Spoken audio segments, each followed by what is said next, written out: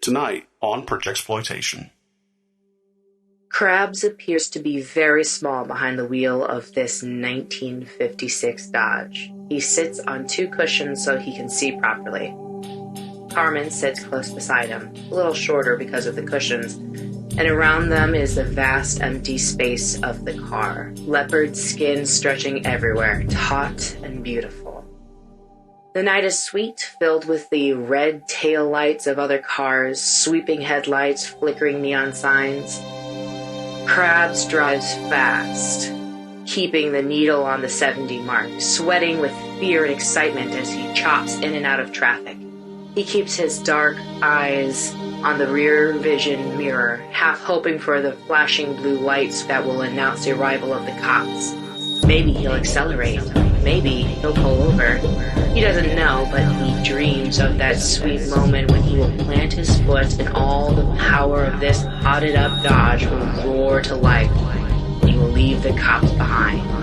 The papers will say, an early model American car drew away from the police at 100 miles per hour.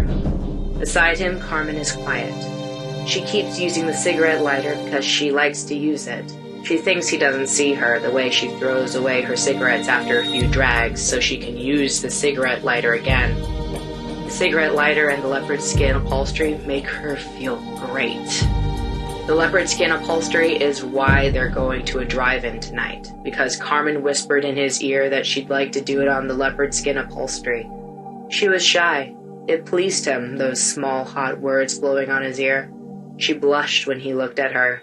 He liked that.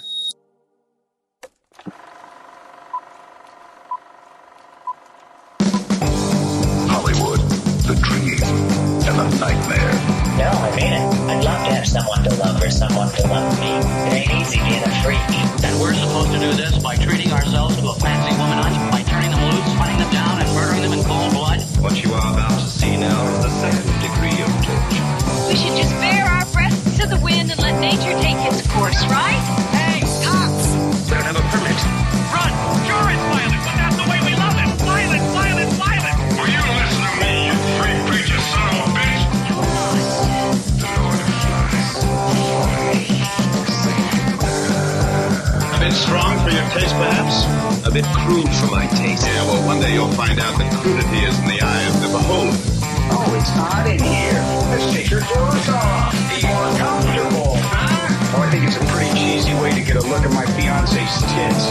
He did a crime. The only person who could ever listen to this down would be the sucker with the bread to buy it.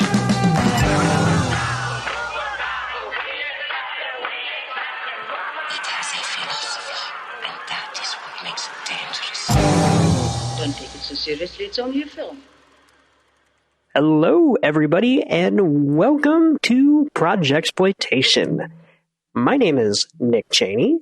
With me, of course, is a man I like to call, because it is his name, Dan Jeremy Brooks. Dan, how are you? Another pleasant dead-end drive-in Sunday. The cars all sitting in a row. Ba ba ba ba. The gates are all electrified and tall, and there's nowhere we're allowed to go. You know, one day you're just going to have to answer the question. I know. I know there's going to be a moment where you're like, you know, the singing's great, but maybe a real straightforward response. But until that day. Yeah. That day's not here yet. So hit us with, what was that a rendition of specifically? It sounds familiar, but I can't quite place it. It's actually a song the Monkees did called Pleasant Valley Sunday. So it's Another Pleasant Valley Sunday. And it was actually written by Carole King and Greg Goffin, who were husband and wife and songwriting partners at the time. So, but it's a catchy little song. Mickey Dolenz is the lead on it, and he's wrecking the mic. I mean, I love his voice. So yeah, apparently Heidi has a little bit of a thing for him. So I'm trying not to let it get to me though. So. Well, that's important. Mm-hmm. You know, you got to let everyone have their fantasies. Exactly. My fantasy being, you know, one day you'll just take the show seriously, but you know, we'll see if that ever happens. So, yes, we shall. We shall see. We shall see. Yes. It has been a while since we have recorded. Taken a little hiatus here for the past few months, but I think there are some great things on the horizon, both for us and for our listeners. We both recently just got vaccinated. So I think, quite literally, the creative juices are flowing way more freely as they create new antibodies and immunities. So this is a very supercharged Projexploitation episode from this point forward. It's true. I mean, I think the last one we did was right at Christmas because we did Black Christmas. But, yes. Fortunately, nothing really important has happened in the last 3 months since that episode. No. Nothing really significant except, fucking seditionist fucking Peckerwoods tore up the people's house like a bunch of fucking cracker-ass Peckerwoods.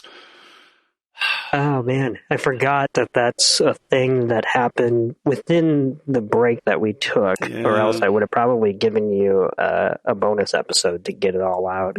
I know. I'm trying to kind of get through it, but I don't talk about it actually that much because I think I get a little scary and people are like, okay, let's end this conversation. So, but yeah, I did have to at least acknowledge that there was a Peckerwood riot. So. We all have to acknowledge it. That's kind of the problem. That's true. Actually, that's true. All joking aside. Yeah. So that happened. Of course, we had a little regime change up at the top. Trying to think any notable deaths in the interim. Probably. Sean Connery, maybe?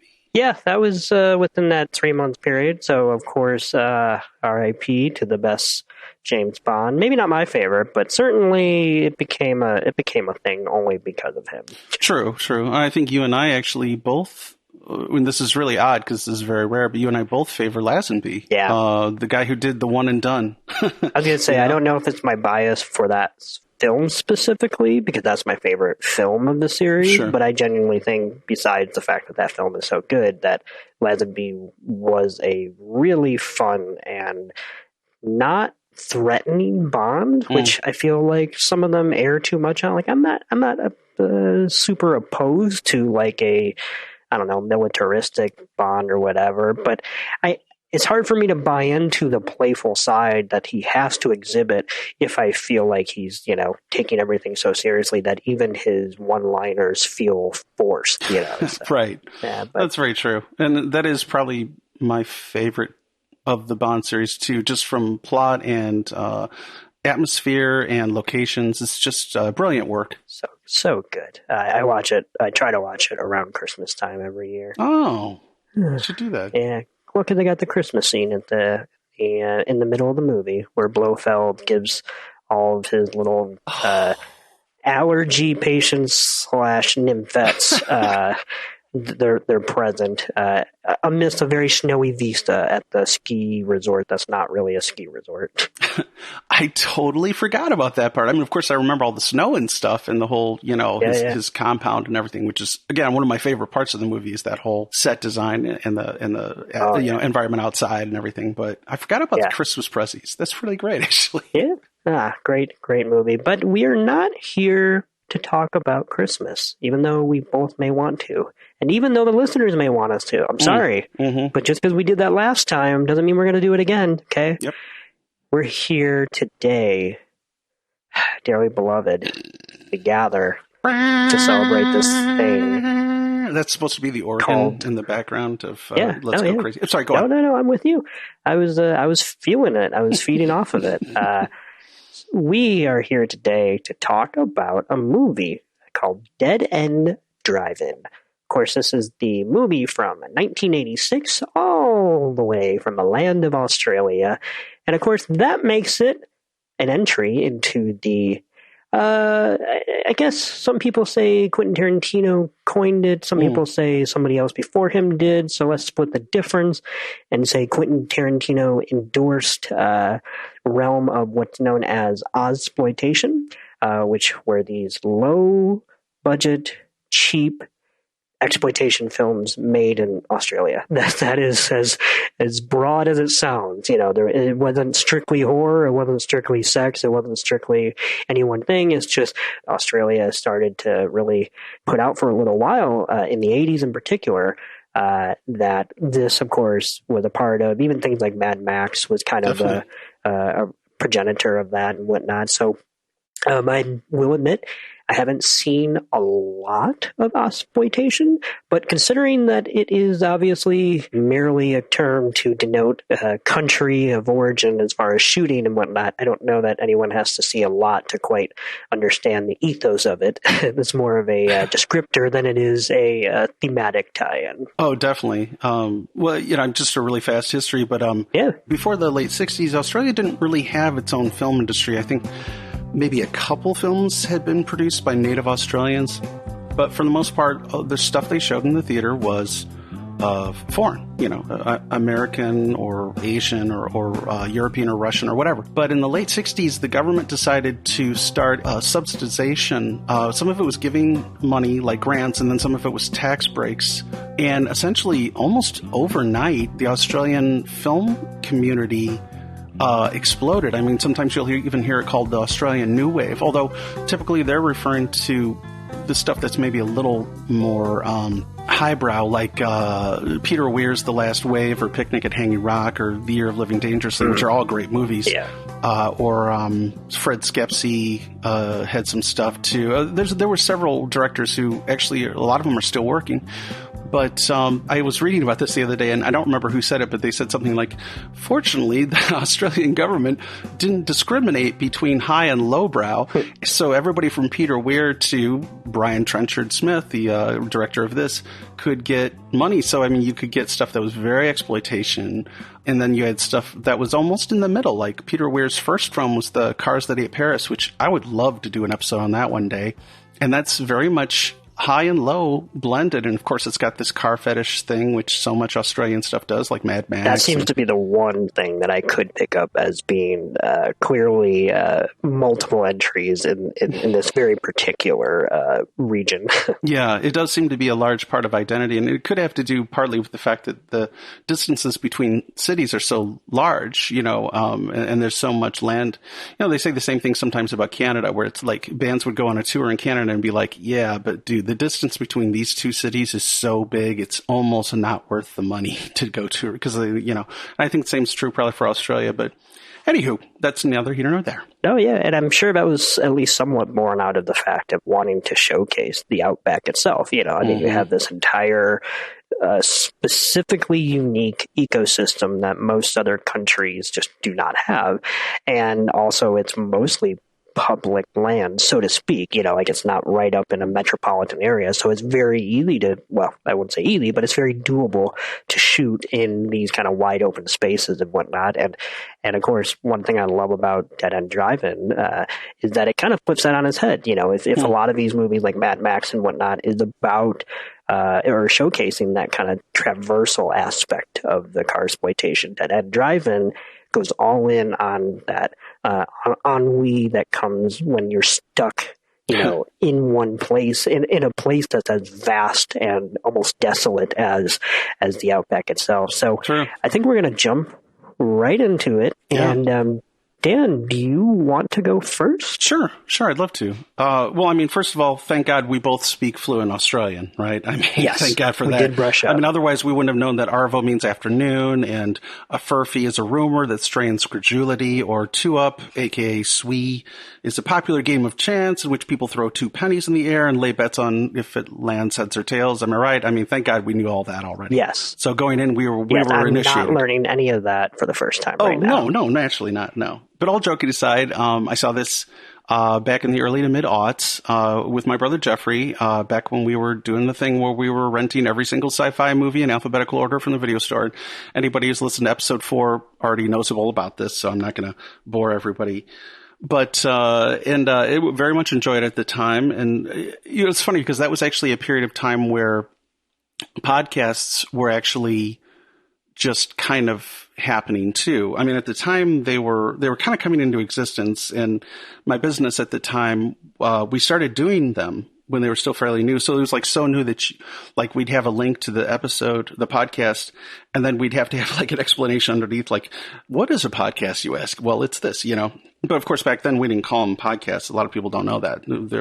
Back then we called them, Podophono, Mobilidian, Simuldyna-Robot, Susacasts. Oh, yes. Yeah. Definitely. But it was too long. It was just ridiculous. Every time we said, Podophono, Mobilidian, Simuldyna-Robot, Susacasts, it was like, so we just shortened it to pod and cast, the first and last syllable. So yeah. So crazy that we all used to call it that. I know. I totally forgot about that. Mm-hmm. Well, it was a more naive time in many ways. I remember Steve Jobs, up on that stage saying one more thing, and then just putting that word up on the screen, white text on a black background, and everyone just stared in awe and then repeated that word back at him as if we've always been born with that vernacular. We just didn't have permission to say it. So what a great moment in tech history. Oh, yeah. And the Bauhaus lettering, the font, it was beautiful, But yeah, so that's something that happened. So anyway, now, of course, everybody's got a podcast, including the two of us. True. So yes. And ours is better than at least 10% of them that exist. I would concur with that. And it's not a competition, but I would say that objectively speaking, yes. Yeah. So I got to start out and talk about like the very first couple seconds of this movie. Just get that opening pre-credits title cards thing. And it plays to me like a really hilarious parody of the beginning of Red Dawn from 2 years earlier, complete with like the overwrought, teletype sound effects and the preposterously accelerated apocalyptic scenarios. And I mean, I know in the past you and I have talked in depth about my feelings regarding Red Dawn's premise, specifically the opening predictions about geopolitics and how I feel it, again, strains credulity a bit. But so I'm not gonna go into it, but just go on to say that, John Milius clearly did not understand international relations at the time, did not get the nuance of diplomacy in the mid-'80s. I'm just saying. Well, I'm glad you didn't get into it. No, I didn't. No, that's all I'll say on that. But yeah, so it's like inflation, unemployment, crime wave. And it reads like, it honestly reads almost like Trumpy's insane inaugural address, the American carnage, Yeah. And it's so, anyway. But one more thing, I mean, the Red Dawn thing, just one more thing. It's like, come on. I mean, like the Sandinistas of Nicaragua who had just gotten done throwing off the yoke of decades of kleptocratic authoritarianism, they're going to just stop in the middle of rebuilding their own nation so they can go help invade a nation that they're currently trying to achieve a stable relationship with. Give me a darn break. I mean, just come on. That's just sloppy, lazy, intellectually lazy writing. Well, it does star Charlie Sheen, so I don't know what else you were expecting. True. You're right. Powers Booth is in it. Oh, I love him. And Harry Dean Stanton. Yeah, a lot of good people, but yeah, I know, but it's a terrible film. And John Milius, he will have to pay for that one day. That's just more time in purgatory for him. That's fine. That's his choice. Okay, so no, but seriously though, leaving aside all that, I was thinking when I was watching this, it reminded me a little of actually the characters from Rollerball, which I know you and me just watched recently, and which is like the idea of history that's unfolding around them, but is largely beyond their knowledge. In Rollerball, obviously there's the whole thing about the recent history of what they call the corporate wars, which is totally unknowable to the plebeians, which is, the Jonathan E. character and the rest of the rabble or whatever. And I think in the same way, the characters in Dead End Drive-In, they hear rumors and they probably make guesses and they certainly feel the effects of upheaval, economic upheaval. But for the most part, they don't know what all is happening. And you can see it in the powerless, the resignation of the people. These folks, they don't know the ins and outs of the worldwide economic meltdown that, of course, we, the audience, have just been made privy to in the pre-credits, as I was saying. So in a way, it kind of reminds me of something in academic circles they call subaltern history, which is the sort of facts on the ground history. It's history from the perspective of people who have like an anti-view of things, which is often, like in this case, the least illuminating perspective, at least in the sense that they don't see the causality of all the things. You know what I mean? Like, for instance, and I do want to talk a bit about this, Peter Carey's short story. Peter Carey is a very well-regarded Australian novelist, short story writer. He's often mentioned as a possible recipient for the Nobel Prize in Literature. Every year his name kind of comes up, and I'm sure eventually it'll happen. He's still fairly young, but he's probably Australia's most acclaimed and universally lauded fiction writer. And he wrote this short story called Crabs, which is, of course, the main character in Dead and Driving.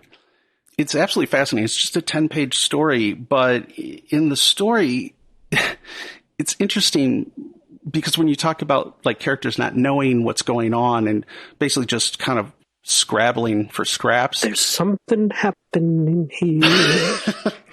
Mostly saying hooray for our side.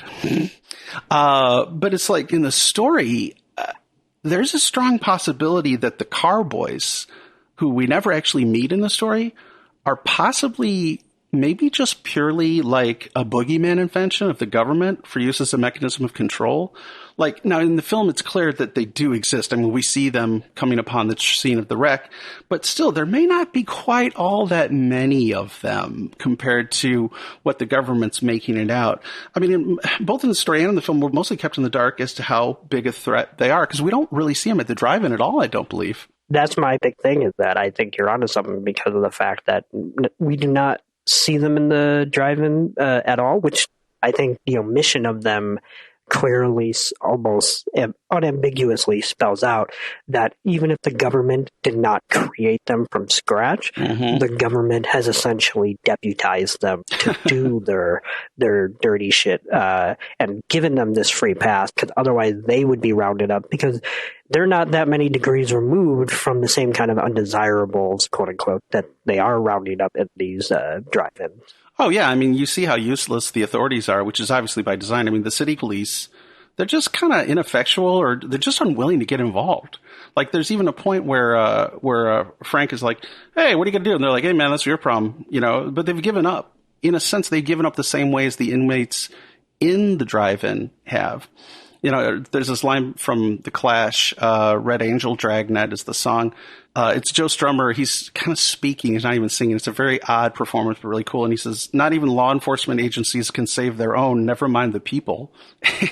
And I think that's kind of what we're seeing here. And of course, not only with that, the other thing about these wrecks is that it shows another example of how the people don't know what the hell's going on. Again, when you view history from below and you're kind of left in the dark, there's this, you can see how it kind of devolves into this increasingly cutthroat competition between the tow truck drivers to secure the rights, you know, to the accident scenes, right? And it's like when you're living hand to mouth and you don't have a perspective that allows you to see things from a larger standpoint, you don't have the time, you know, you don't have, or the energy, frankly, to say, well, gee, who benefits from this? You know, cui bono, as if you say.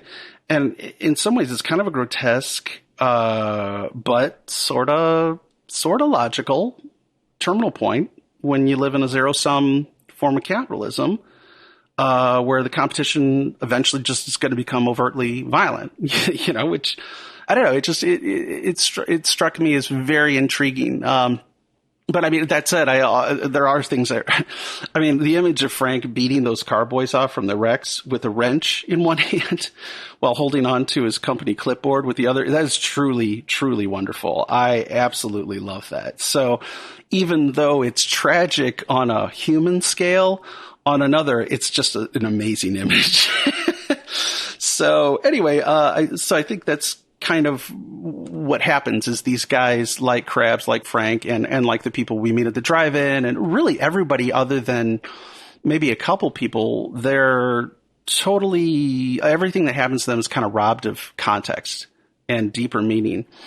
And, you know, and of course it's even worse in some ways because they're constantly getting barraged by what appears to be this nightly news where they're like, you know, they're coming onto the wreck, you know, it's like, apparently that, by the way, is a real thing. I read an interview with Peter Carey, and he said in the 70s, there used to be a radio show that was live. It was late night, and it was out of Melbourne, and it was just live, them going around from one accident to another. And he describes it in, and I quote, a program dedicated to car accidents in Melbourne at night. Tow trucks, cops, death, injury, and alcohol. End quote. Jeez. Yeah, I mean, it's kind of striking because you see that and you're like, yeah, wow. and I'm not even judging because I don't think that's specific to Australia. Pretty much, we're no different as far as however it manifested over here is, our fascination with things like public access at a certain point. When we thought we could put anything on it, that was a huge boon in a way that was quote unquote outside of the censor boards. Right. It was kind of like the idea was that it was going to, in some ways, give people more access, so to speak, to art and stuff. But instead, all it did was gave Gary down the street his own show that nobody wanted to watch. Yeah, honestly, that's pretty much perfectly succinctly said. Yes, exactly. But public access did give us two things that we can all be thankful for: Mystery Science Theater 3000. True. And Blue Midnight, the New York-based show by Al Goldstein, the creator of Screw Magazine. Yes, that's right. I've never seen an episode of it, but I've always wanted to. I have a DVD set that, we'll watch some of those sometime, yeah. I would love to. It's a wild thing. Such a precursor to like what HBO would then go on to do, and like make its pretty much late night stamp for that 90s, early aughts, era. Sure. But before there was any inhibitions or even attempt to structure it and, push it into a consumable for the masses. It's just somebody's pure id on TV. It's great. And it's kind of freeing sometimes if you assume nobody's watching. Yeah. Like, I mean, sometimes when I'm writing songs, I'm like, nobody's going to hear this anyway. And you are totally free to do whatever you want. And then maybe a few years later, you're like, oh, people did hear that. Woof. I don't know if I would have been that unguarded and honest. Yeah. But I mean, speaking of the whole access thing in the news, I don't know if you felt this way, but I felt like the news crew sequence there felt strongly reminiscent of Nightcrawler from 2014. For sure. Well, I mean, obviously there's like the crew swoops in and they're clearly impeding the emergency workers. So it really put me in mind for that. But I mean, even like the color palette and that highly directionalized lighting, I wonder if it might have been an influence on Dan Gilroy, who was the writer-director of Nightcrawler. I don't know. I wondered if you thought that too, or did that come to mind? Or I definitely thought about that. It definitely gave me the whole "if it bleeds, it leads," screed. And I will say the other thing it reminded me of, and it's probably the era because they're from the same time period, but it did have a similar approach, probably because it's another Gonzo low budget thing, but of how Norman Lear satirized the media in Mary Hartman, totally, which was the very sensationalized version of Man on the Street type interviews that Cleet Weisenheimer is the name of the reporter on that show. And anytime there's anything happening in Fernwood, USA, he's on the scene, literally. Even when it's out of town, like when Loretta and Charlie accidentally hit a bus full of nuns with their car and whatnot. But the way he swoops in has got this very similar vibe that I was getting from these two feuding, I guess, Nightcrawlers, basically. So, yeah, definitely, though. I did get that vibe. Well, and they do swoop in, like you said. I mean, they come in and they're asking Frank, they're like, because they obviously interview him all the time. They're on a first name basis. They're like, so, Frank, what do you think caused it? He's like, booze probably. Again, it's like when you're at that lowest level where you're seeing history from below, you don't have that context. And so you don't have a larger picture.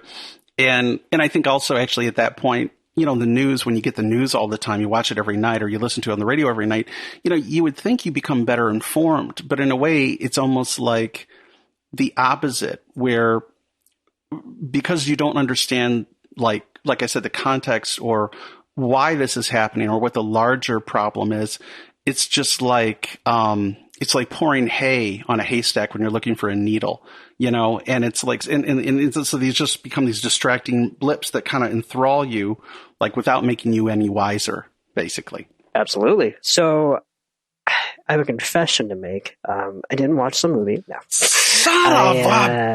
I'm pouring my heart out here, people. No, go ahead. My confession is this, which is, ever since I got into exploitation movies, a while ago, this has been one I put off for a while, and it's precisely probably because I'm not a big fan of the Mad Max films, and I really thought this was going to be cut from the same cloth, which I definitely see shades, but it's not the same at all. But I really don't go in for dystopian movies, whether they're from the exploitation era or not.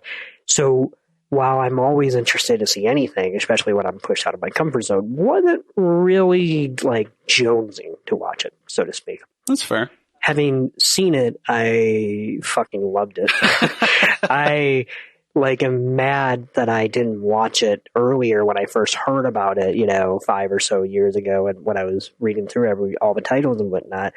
And so after one time viewing, I thought it was fantastic. Here's some of the things that I really responded to. One thing is I wasn't quite prepared for how creepy it is. Mm-hmm. I was very much knowing the premise. I thought it was going to be a lot more 1984, like stoic and just kind of like, this is what we do, whatever. But what's interesting is the juxtaposition between the daily life in this dead-end drive-in, where you see people actually living a quote-unquote fulfilling life. It's one that is fulfilling to them, so they believe, because they've been conditioned to, because they are given and afforded a lot of, I wouldn't even say privileges, but I would say like maybe space, because when you look at it all, it's amazing what that can do to the human mind, where if you tell a person, this is yours, this, you can't leave this space, that's a whole other conversation, but everything from this wall to wall, go nuts, have fun, this, whatever. And it's amazing how that can really, and I'm sure I'd be susceptible to this too, but how that can really draw up the blinders on people, where they're like, well, if I'm in control of this, that I don't have that in my real life. Right, exactly. In my real life, I have no control over anything. I don't own my own house. I don't, whatever. Right. So it's almost like these choices are being made for me, and thank God, for that, because it's been one of the things that have been plaguing my mind, I think, that everybody deals with in that existential way. And so what I love is that we really see a culture that, while we the viewers are smart enough because we've read enough dystopian fiction to never really buy into it as an actual, place of happiness, it at the very least is a convincing argument as to how this is possible, and maybe what some people could get out of it because of how bad it is on the outside. And when I say I wasn't prepared for how creepy this movie is, what I really liked was that on top of that, there was no real indication of, quote unquote, the rules. The government is never seen in this movie. Obviously, extensions of the government are, but, we don't get the scene with the president or whoever saying, like, I want this, whatever. So we still have a weirdly claustrophobic look at this horrible regime that is only vaguely explained. I mean, Thompson, the leader of the drive-in, I guess, the owner, it's really unclear as to how for or against he really is, because they never really come down on the side of, and of course it's a mix of the two, but I really was expecting some kind of shoe to drop where it would be revealed what his entire stake is in this. And I love that it never really revealed that. It really left it up in the air as to whether Thompson is like the most willing participant in all this, or if he seemingly, and I would hazard a guess that this is probably true, that he's a victim in all this too, and that's why he's so hell-bent on keeping this regime up and running. But all of his weird references and the galactic computer, in which, all of these created this atmosphere that I absolutely loved. And I just love the fact that all of this happens almost, quote unquote, while they were sleeping. They literally after their tires are stolen, are told, like, just go to bed. You know, there's not the weird kind of, not weird, but, you know, it's not like the opening of Salo, where the fascists send their, you know, point men to go round up the, you know, men and women, or children, I should say, and bring them to their place, where you get that kind of, you know, sick in the pit of your stomach feeling. Totally. This is way more almost surreal, where you can't quite tell what is happening because nobody's asking the right questions, and the person who has the answers won't give them anyway. So it's this weird tension between those two parties, specifically Krabs and Thompson. For those two to really dance around the issue becomes an issue in and of itself, and it almost explains in a very succinct manner why so often political progress can never really be made in anywhere, you know, because you have two parties who are both victims of the larger enemy, who will not actually sit down and discuss, you know, what's actually in it for them as a collective unit. Right. And so as a socio-economic experiment kind of shot on film, I just thought this was so fascinating, so colorful. And I don't mean that just via the colors. I mean that like literally like just peppered with a lot of great side characters and just little moments that really accentuate how this drive-in is like kind of like a cool place to watch, you know, as a viewer. You kind of don't want to leave the drive-in because it is such a fascinating place from a cinematic standpoint. But of course, just like Krabs, you are kind of jonesing to see what's out there because you know it's not right. You know that even though no one's really explaining it, that there's more to life than this and whatnot. And the biggest lie that's capitalism ever sold was that there wasn't. And so I'll kind of wrap up my opening thoughts and just say I thought it was fantastic. I really thought it was just, I was glad that at the very end we got some car stunts. I mean, there was a little bit at the beginning, you know, but like we literally get to end the movie with him driving through the Star Drive-In sign, which I gotta say, the not necessarily foreshadowing, but the visual repetition of that sign leading up to that moment, I didn't know that that's where it was going, and yet the moment it was happening, it was like they couldn't have ended any other way. So that was just a wonderful, wonderful way to kind of build up to that moment without really hitting the audience over the head with it.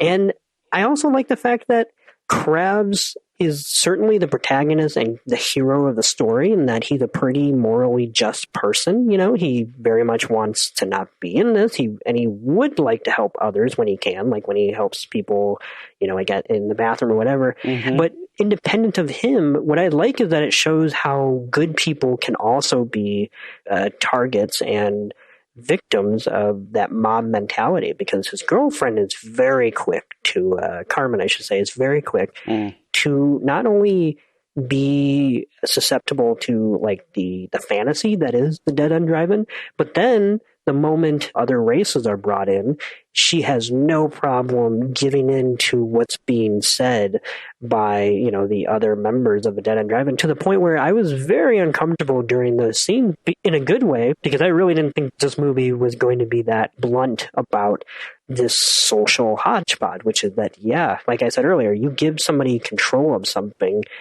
they're also going to be prone to having their worst thoughts of, you know, who's allowed to have the same thing that you're having. So when that whole, not even subplot, but scenes erupted into the Dead End Drive-In, I keep saying the Dead End Drive-In as if it's not just a drive-in, but no, it's a great title though. It is though. But when that part infiltrated the drive-in, I was very caught off guard in a great way, because I didn't think the movie had it in it. I thought it was going to be a little more cheeky. But by the end, it's just fucking exhausting, and it really nailed that longing, and just the way that all of this just gets worse by the second. So I was a huge fan of this. I'm trying to think, is there a direction you want to go with this based off anything I said? Oh, absolutely, yeah. I mean, well, first of all, I love that you loved it, because I liked this movie when I saw it in the mid-aughts, but I was not prepared for how much I really liked it this time. There's so much more going on that I just didn't catch before. And maybe that's just something that has to do with sometimes it's as simple as the size of the screen I watch something on. It's like, well, I don't know if I quite saw it or it didn't have the same impact. But I agree. The idea of this is what I was kind of saying before, is like when you're so blinkered and you have so little control, like you said, you have so little that they give you a little and you're like, all right, I can have this. You promise I'll have this? Fine. It's like Howard Beale in Network during one of his Mad Prophet monologues. He's like, I know what you're thinking. You just leave me alone and let me stay in my apartment and have my TV dinners and blah, blah, blah, and just leave me to and just let me have this little thing. I mean, I'm not quoting it very well, so I mean, other people will know what I'm saying. But yeah, it's true. It's like there is this feeling like, I got a thing here. Oh, yeah. Like what Dave says. Dave's the guy with the pompadour who's got a switchblade, I think.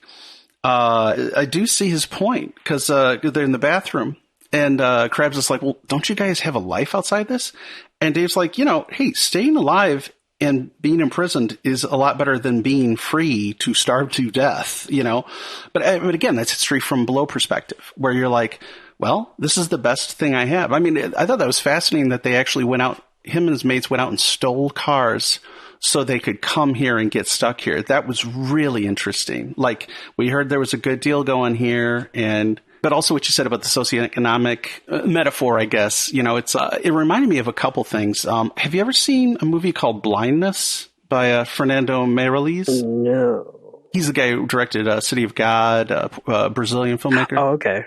Yeah, but no, I haven't seen Blindness. Blindness is it's English language. It's got a great cast, but it basically, in that movie and in this movie, you're seeing a kind of microcosm of social anxieties and socioeconomic woes within a society that's only like a few hundred people or so. So you're seeing what you would see writ large on a worldwide scale. You're seeing within this small community or little society, and you're seeing how it breaks down.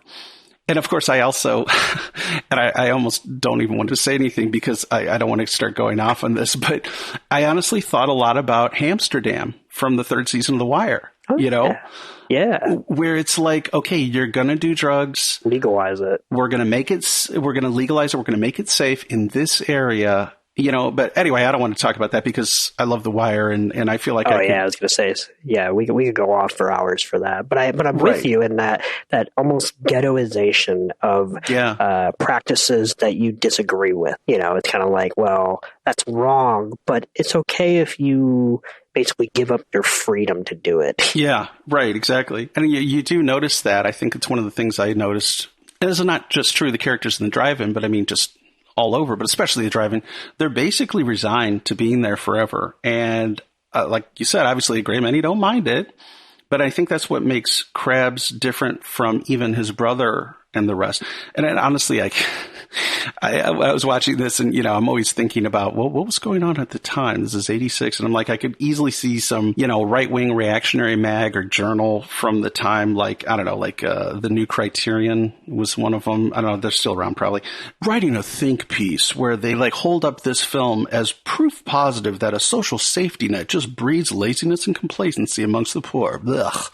And I'm like, I could totally see a guy writing that up. But anyway, there, like I said, there's a lot of resignation to everybody. And I think it also comes out in a sense in the art direction because everybody seems kind of willing to turn themselves into two-dimensional beings. You've got, there's the hair, the jewelry, the overwrought mannerisms, the self-defacement of their cars. The whole thing feels like, like they're fulfilling the worst assumptions of their captors, like to spite them. Yeah. Like it's like, okay, you think we're a bunch of weirdo reprobates? Fine, we're going to put on a show, Yeah. And it makes sense because you look at I started thinking about prison tattoos. Like you were saying about control, right? Convicts, they say they have so little control over any aspect of their life. So much of their individuality is been forcibly taken from them that, in tattooing, in a sense, self-mutilation, if you will, becomes like one of the few forms of self-expression left in prison. And in a sense, I kind of thought that too, because you start seeing like this predominance of like logos and emblems, like car emblems, even like on necklaces, and like really cartoonish signifiers being worn on them, like the earrings. I mean, there's like one guy's wearing a swastika, another guy's an iron cross. There's all these like... One woman has very nice headlights. Oh, I loved her. I did not remember that at all. And that's one of my favorite shots in the movie is that shot of her. She's climbing out of the police truck, but she's probably just turned a trick, and she's kind of getting dressed and she's walking back. I mean, it's just a absolutely perfect image, like suitable for framing. Yeah. I completely agree. In fact, one thing I'll mention about the various fashions and whatnot, and the importance placed on their appearances, even in universe, because one of the first things you're introduced to is the fact that in the shower area that they have their own salon. Like, that's important enough to, to crop up over something else like a makeshift basketball court or something, whatever. Right, exactly. What I find interesting is that that's such a huge commodity in this prison, and yet nobody really stands out. It's like they do all this work to, either do their hair or, like we had mentioned, with like some of their interesting fashion choices. And yet what's great about the costume design is that it doesn't really make a dent, and they don't quite realize, because they don't want to, that their individuality is really not coming across. And individuality only has a place outside of a place like this, because you're actually, you can't have counterculture if it's the only culture. That's a really good way to say that. Yes, exactly. Yeah. So I absolutely love that. And I loved how, both foregrounded it was, to the point where it felt like it was in the background by the end of the movie, and it just didn't matter. So I ate that up for sure. Oh, yeah. And I mean, I think the first time I saw the movie, I probably just was soaking up the 80s ambience and going, well, 80s, the fast fashion and the new romantics and all that stuff, which I love. But looking at it now, I don't think it's just a matter of them trying to capitalize on... Well, it wasn't even punk at that point. It was really more new wave, because it'd been kind of co-opted by advertising, and the record labels kind of figured out how to market. I mean, and I'm not dissing it. I enjoy that stuff too. And it did grow out of punk. But at first I thought it was just kind of these new wave styles or whatever that were just happened to be, okay, let's try to do weird stuff. But I think looking at it, I think there's a deeper meaning that Trenchard-Smith is going for, and it has to do with, like you said, everybody's trying to be an individual. And really, as far as I could tell, no one person looked the same as anybody else exactly. No. They were all very different, but they all kind of blended together in that weirdness. Yeah. And like you said, without a culture, the counterculture is in a vacuum. It's kind of like in an echo chamber. Mm-hmm. Absolutely. And then, of course, the two-dimensionality like really comes through, and I didn't remember this at all either, when it's really revealed in the last 30 minutes, where you get the arrival of the Asian immigrants. Just a quick aside, I mean, I don't know a whole lot about modern Australian history, but I know that Asian... Right, I was wondering about that. Well, anti-Asian sentiment in Australia still is actually quite real, unfortunately. Well, and we're seeing how prevalent it is here, too. Just this very... Oh, yeah. Well, just this whole year, obviously. And it's always been prevalent, but unfortunately, if now... Well, not unfortunately. Fortunately, people are paying attention to it. Right. It's unfortunate as to why they're finally paying attention to it. It is. No, yeah, it's true. I mean, I guess I should say for the listener who may be listening to this much later that at this time in the last year after Trump started referring to COVID-19 as the China virus or the Kung flu and a bunch of other really offensive shit, in the last 12 months or 13 months, there's been an enormous spike in anti-Asian hate and anti-Asian violence. In New York City, I heard it's in the last 12 months, it's gone up like 1,800%. I mean, some astronomical figure like that. And in other parts of the country, the overall average is pretty close to that. And so, I mean, look at, not to get down a rabbit hole, obviously. No, that's fine. One of the best movies ever, but also one of the best movies made about racism. Look at the treatment of Koreans in that movie.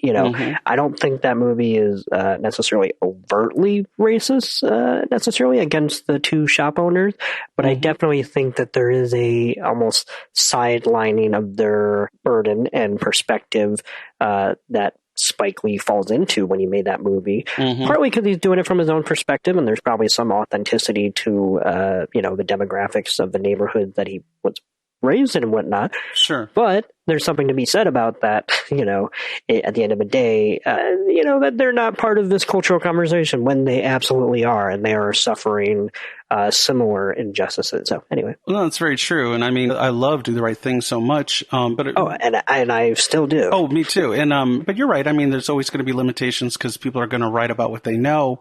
And definitely the Korean Americans are present in several really crucial scenes.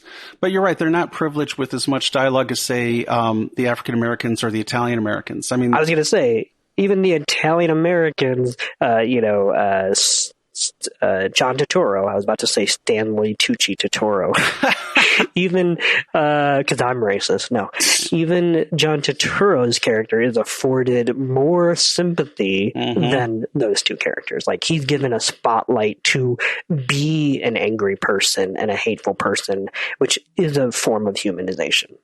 Right. Yeah. I mean, you do see nuance within him. I mean, like the conversation he has with his dad, it does start out relatively intelligently. Yes. And then pretty soon he starts getting into the epithets and stuff. And then I think eventually Roger Guevara-Smith is trying to sell him a photo through the window. And he's like, see, look, Dad, this is this shit all the time. Yep. So it kind of devolves. But you're right. At the beginning, there is a little. So anyway, I didn't mean to take us down that. But No. I'm glad you did. Because, I mean, it's actually very, unfortunately, au courant at the moment. And but it did get anti-Asian sentiment in Australia did get really bad in the 70s and 80s with the arrival of the Vietnamese, what they called they call them the boat people. I don't think that's necessarily... Okay. Because I was wondering about that because there was specifically Vietnamese slurs, so I couldn't tell if that was a random... Because I mean, obviously I assumed that this was based on something, but I didn't know if the Vietnamese slur was indicative of something at large, which it may seem like it was. Well, I mean, some of it has to do with proximity in that Southeast Asia is almost connects with the Australian continent. It kind of does, actually. I mean, you've got like Papua New Guinea and East Timor there, which is actually might be part of the Australian continent technically. But then you go up a little farther, you've got, Vietnam, Cambodia, Laos, Malaysia, Indonesia. And Vietnam, because it was a major war zone, of course, especially in the 70s, as America started pulling out and the ARVN they weren't going to be able to defend the South for very much longer. Basically, people started fleeing, and one of the places they went was Australia. And so there is a large Vietnamese community. I mean, probably about second, third generations now. But I mean, if the film Romper Stomper is any indication, which came out in 1992, that xenophobia had only gotten way more rampant. I mean, that is a harrowing film to watch. It's very good, by the way. I recommend it. It's the first thing I saw Russell Crowe in, but it's the violence is very raw. But anyway, we do get a better idea, though, of like Carmen, her nascent shallowness. She becomes more two-dimensional and cartoonish as it goes too. Yeah. When they arrive, the racism really bobs to the surface. And it's interesting because she apparently feels no fear at being assaulted by the incredibly aggressive and decked out and obnoxious Caucasians. But it's her first thought when she sees these meek and like clearly exhausted looking families, And again, it's during those last 30 minutes that I see Krabs really stepping up and becoming a more intellectually developed and even fully formed human being. But, well, more on that later. I have some thoughts I'd like to talk to you about that, but it relates to the car chase at the end. So. No, I actually think that's a very good point. In fact, I think it's probably going to be a good time to take a little intermission because I do want to open up the conversation about the way this film depicts an awakening of a political conscience. Yes. Because I think a lot of us are experiencing that. I'm not saying everybody. Certainly some people have always been politically conscious. But I think there's a certain wave happening in the last 4 years in this country, that being America, where a lot of people got that switch flipped on. And it really does take a very dire situation for that to happen. So Agreed. I think let's open that discussion up as soon as we come back. But for right now, let's take a little break. I made dirty calls because I'm a creep. It was only a phone call, but it was a work of art. You know who you are?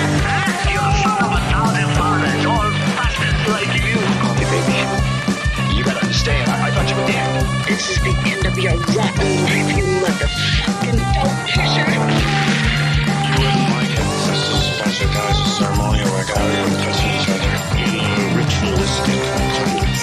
Jeff, you're acting like a schoolboy. You know what? I feel like a schoolboy. I've never felt like this in my life. It's kind of some fucking movie, you know? We're a fucking team. We're like Starsky and Hutch. Oh my goodness. Isn't that just wonderful?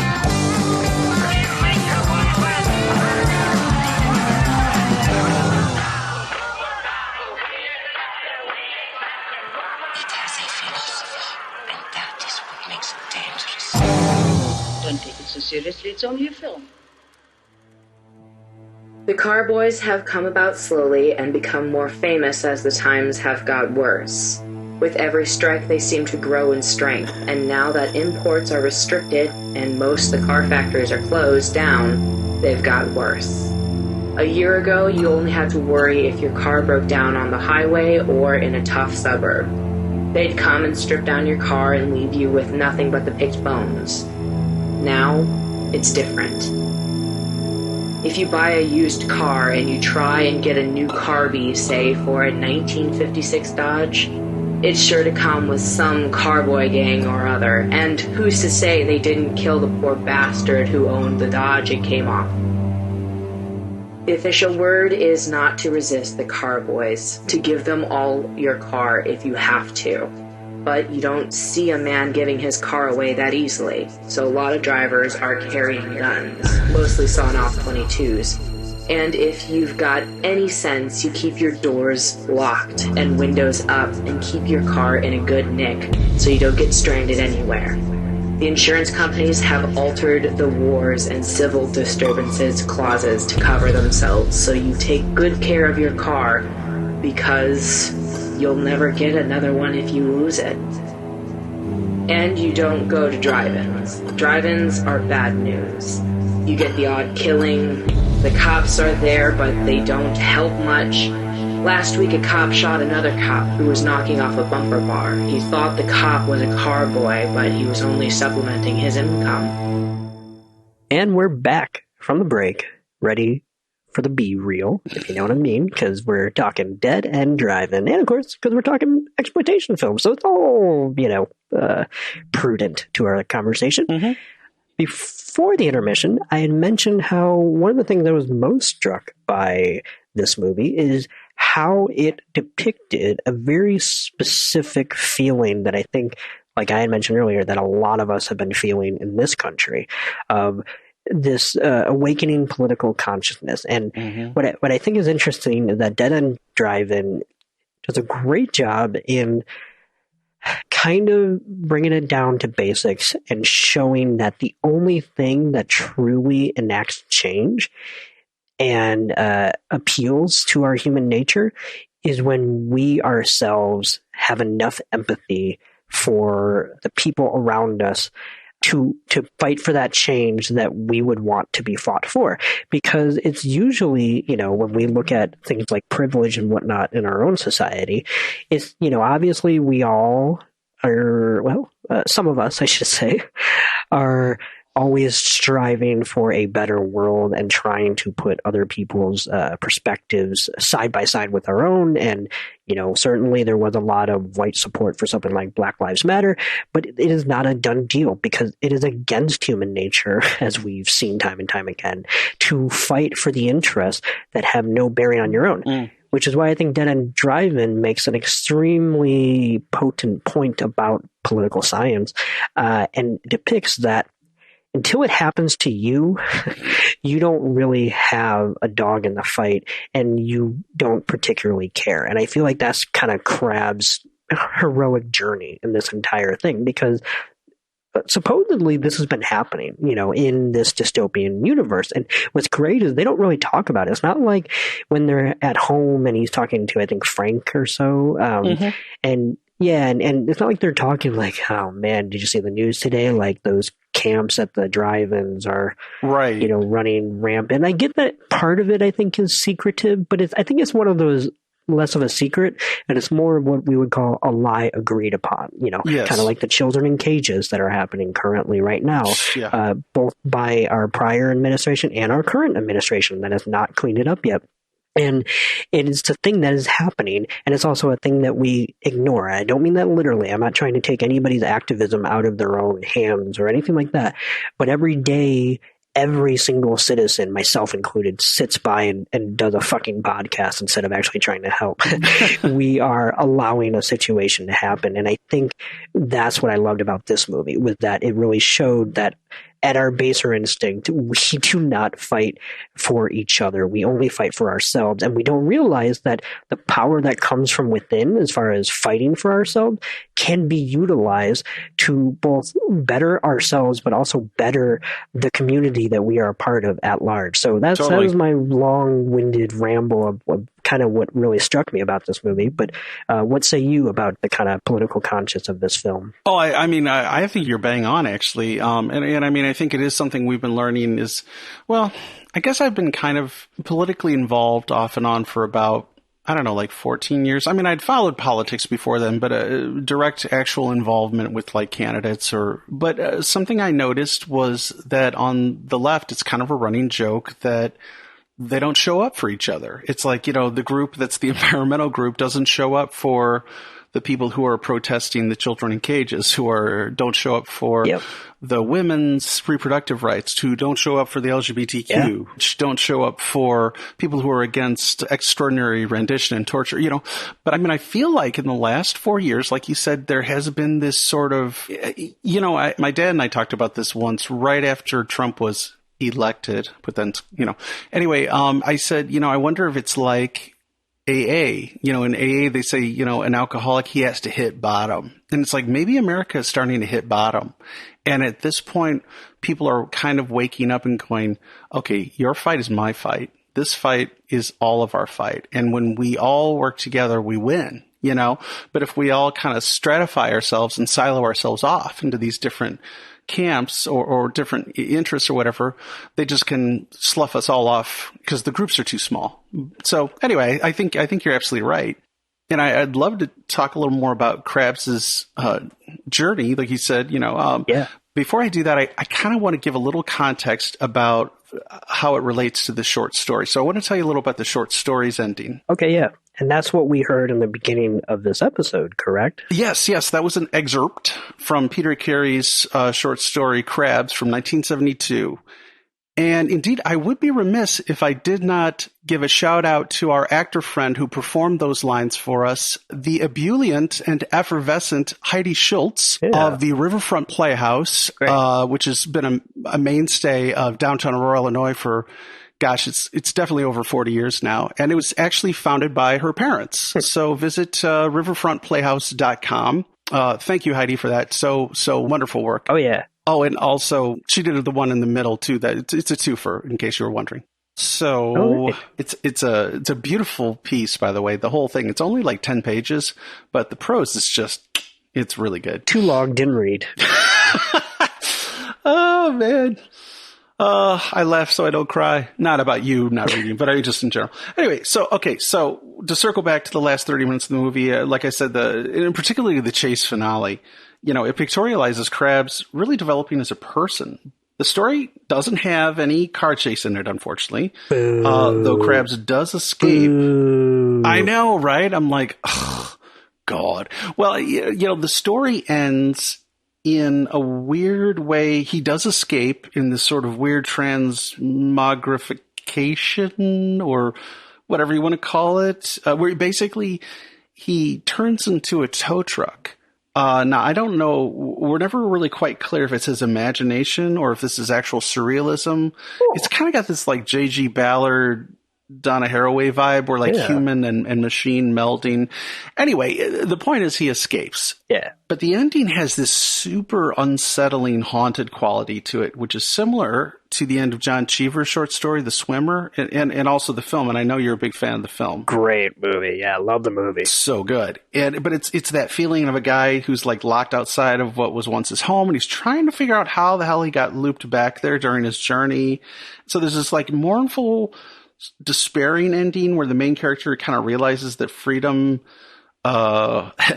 just another word that's been co-opted by the big shots and trained of its meaning, just like Chris Christopherson said. So, but it's like Pepsi presents freedom, with a word from our spokesmodel, Kendall Jenner, that kind of thing. Yeah. So it's like, that's kind of how the short story ends, with this very, very sad feeling of, he escapes, but then he realizes there's nowhere to go. But the film climax, which is quite a bit more slam bang, specifically the car chase, it's like a trucker's ballad fantasy. Like he hijacks a tow truck at the end, which just kills me, because at the beginning of the movie, it's all about like, well, I'm getting my license, I'm building up, I'm going to become a tow truck driver. But that said, in those old trucker ballads, the police are basically just kind of doing their jobs. I mean, they're just trying to catch you for speeding, or like, I don't know, you're past your weight limit, or maybe you got contraband on board or something. Like, but the police in this are straight up plain dealing villains. I mean, the minute Krabs gets into the tow truck, these guys immediately open fire with fucking M16s. Kind of a disproportionate use of force, I felt, but what? I know. Maybe I'm just nitpicking here. One of the things that I love about the chase is that makes it so unlike any other chase I can think of in a movie. Because it's set in a drive-in, it's mostly just them weaving back and forth through the aisles of cars. Yeah. So it's like they have to keep slowing down to turn. But it's awesome. Right. Oh, I love it. I absolutely love it. It never felt like slow to me or anything like that. Like the way it was choreographed was genuinely riveting, despite the fact that it is the antithesis to something like Mad Max. Right, exactly. Well, and I will also say, and I don't know if you feel this way, but I think this is one of the maybe the few times in a movie or TV show car chase where I've seen an explosion like that was that big, and it actually makes sense because you've got like what with all the hundreds of cars all jammed next to each other. So I can kind of see how the explosion could get that big, as opposed to like, say, the A-Team, where you're like, wait a damn second, that explosion shouldn't have been that humongous. It shouldn't be scorching the clouds, or whatever. Yep. So I mentioned earlier about the last 30 minutes where I feel like Trenchard-Smith is kind of signifying that Krabs is at last, he's transitioning into adulthood and self-determination, like you were saying, where you're kind of waking up to empathy. And one way Trenchard-Smith does this, and I think he does it very brilliantly, and this is one of my absolute favorite parts about the movie, which I could not get enough, is basically in the action scenes at the end, the images on the drive-in screen mirror what Krabs is doing in real time. So like there's martial arts stuff going on when Krabs is fighting the truck drivers, and then there's scenes of car wrecks during the car chase. There's an explosion on screen during the big explosion. I mean, you can barely see it, but it's there, Yep. So we're seeing these like visual metaphors for Krabs becoming basically the hero or central character of his own life. And I see Krabs at that point abandoning kind of the more like surfacey masculinity, where before it was all about the trappings of being a cool guy, such as having the right car, the right girl. I mean, even her name, like Carmen, it's, there's this whole car. Yeah. But you can really contrast that to the passivity of the other people at the drive-in who, like I said, have kind of become these sort of slothful, two-dimensional caricature things, But I think the thing that Trenchard-Smith shows us with the movies behind Krabs, where they're parodying his movements, I think part of the reason he's doing that is he's basically saying that Krabs is, instead of staying in the audience, literally in this case, like a drive-in audience, but you know what I mean? Instead of being in the audience like earlier, Krabs in those last, 30 minutes, Krabs is now taking control of his life, and he's gaining the agency to become his own action star. But not necessarily action as an action movie, but a person of action. No. Go all the way. Sure. I love that. Well, and I mean, he definitely... I think that's spot on. Well, thank you. I mean, he does act like an action guy. I mean, definitely. But like, when you see those last shots of him driving down the road, it's like the first time he looks like a true grown-ass man. He looks comfortable with himself, Oh, yeah. And it's not like he wasn't a good guy before. Like, he at the beginning when he shows up to the wreck with Frank, he is not callous about the injured motorists or anything. He appears to be like the only one who's like noticing and horrified by like battered bodies like falling out of the wrecks. And then of course he demonstrates repeatedly empathy and solidarity with the refugees. But like I said, it's those last few minutes last 30 minutes, I should say, when the Asians arrive that we see Krabs really step up. And I think it's also significant that he finally gives up on trying to get, like, he finally decides, I'm not going to be able to drive that 56 Chevy out of there. Yes. You know what I mean? It's giving up on this fantasy that he never had in the first place. Exactly. It was. I mean, that, I think, one of the most telling details. Oh, absolutely. Yeah. He borrowed it after all, or rather more kind of stole it. Yeah. You know, the car is like this slowly crumbling status signifier, you know? Yep. And so basically at the end, and again, this is another sign of agency and I think just maturity, he stops making decisions based on the aesthetic consideration, like, okay, I got to drive that 56 out of here. And he starts working on like a real honest to God way out. It's like, whatever it takes, I'm just going to get out now. And I've made up my mind. I'm going to go. And if nobody joins me, that's fine. Yeah. I mean, even the poignancy behind the idea that he leaves Carmen behind. I mean, that was a decision that I was like obviously hoping would happen, unfortunately, because I just saw the writing on the wall. And yet I didn't think the movie was actually going to, you know, I thought there was going to be some random come to Jesus moment right before he was about to escape where it went too far even for her. Right. But I love the fact that part of him taking control of his agency is unfortunately leaving behind what he may or may not love because he understands that it's been poison. And I think we, like I said earlier, about what we've all been feeling in the past 4 to 5 years, I think there's a lot of us that have maybe cut ties with people who have been a little too susceptible to what's been going on in this country and how we were unfortunately finally done with it, you know, and it's maybe shame on us for letting it get that far because maybe we played a part in allowing it to simmer. But there's only so much you can do as an individual that, at least for your own mental health, because that's part of what needs to be nurtured if you are going to be a politically active person. You know, it cannot be a factor in your life. And so I absolutely love that. And, you know, it's funny that you say that the short story ends on a note of surreality because I don't think the film necessarily is going for this, but I would almost argue that, like you said, which I totally agree with, where he's becoming kind of this quite literal action star of his own movie. And I think that part is spot on. But I think almost what's interesting is how he's, like you said, mirroring the images on screen as he's kind of zigzagging through the aisles and whatnot. Yeah. And I love how it's very grounded because it's not like a weird one-to-one analog of like something out of Jordan Peele's Us or something. Right. But what I like is that it's very grounded and that's happening. It's just very casually backgrounded.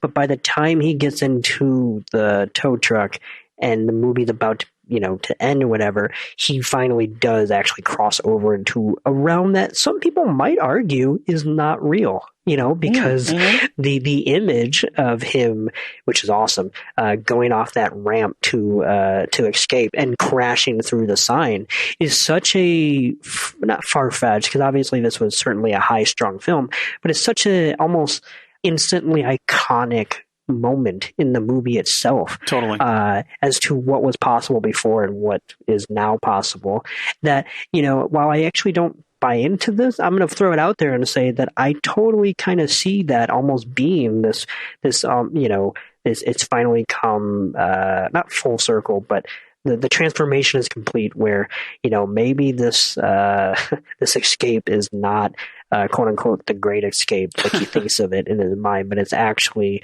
you know, something far more sinister and he's just that far gone or whatever. But in reality, I do think it is supposed to be taken literally because I actually do take the ending, no matter how jazzed he is, obviously, to be out.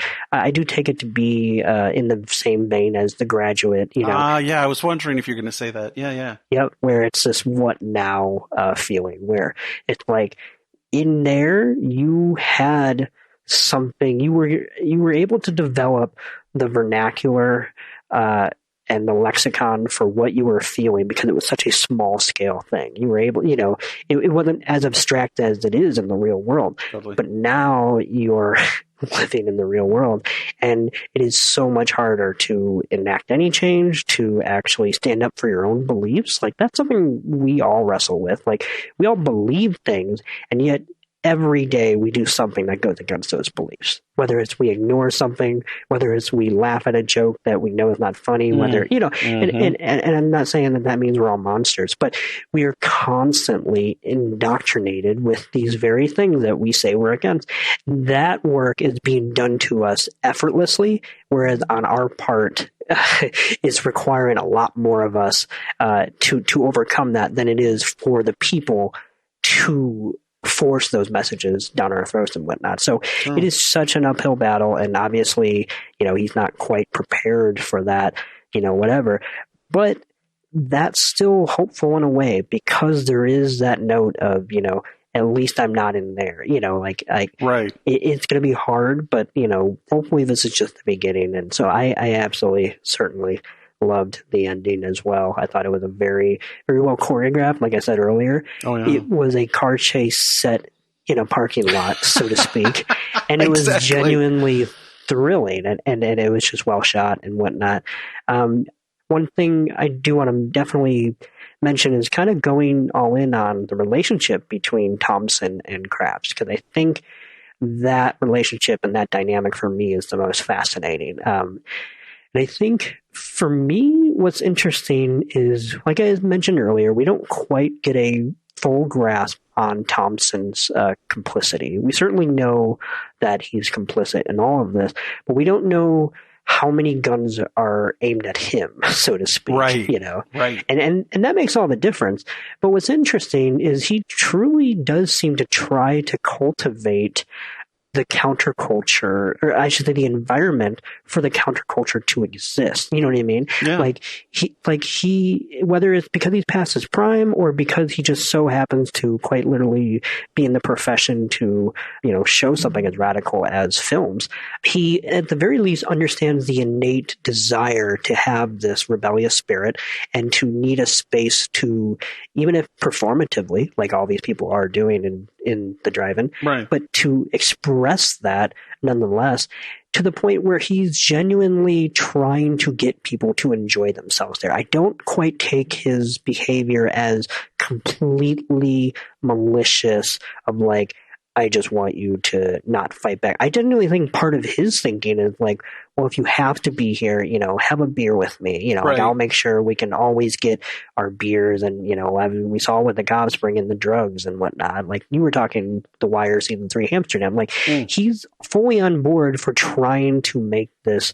quote unquote work. And I find that whole philosophical bounce back between him and Krabs of like basically, you know, back and forth of what they have to say to each other, which is like, if we're in here and if we're under your rules, none of this has any actual pleasure or value, you know? And of course he's like trying to argue, how could it not? You know, these are just actions. These are what you say you want when you're out there, and you may not even be able to afford it as much as you can in here. So what am I not giving you? So I was just curious what you maybe thought of their dynamic, and whether you thought it was, I mean, I almost thought it was father and son-esque. Like quite literally Cat Stevens-esque, where you have a very kind of rebellious young voice trying to like quite literally scream at the older generation and say, you don't understand how bad we have it, man.